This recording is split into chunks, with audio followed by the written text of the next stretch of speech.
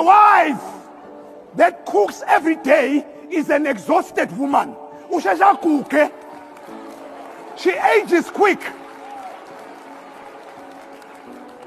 And in the bedroom, she malfunctions. You take over the load. Sometimes you say, I'm going to cook us something. Or you say, baby, I picked something from Nando's, whatsoever. You send that WhatsApp and say, dinner is ready. As she's walking into the house,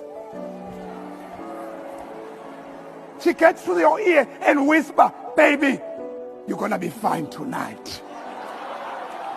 I don't stress about sex. Number one, I focus on taking care of her. Then sex will not be an issue. Man, don't focus on opening her legs. Focus on opening her heart. When her heart is open, her legs will automatically open. Come on now.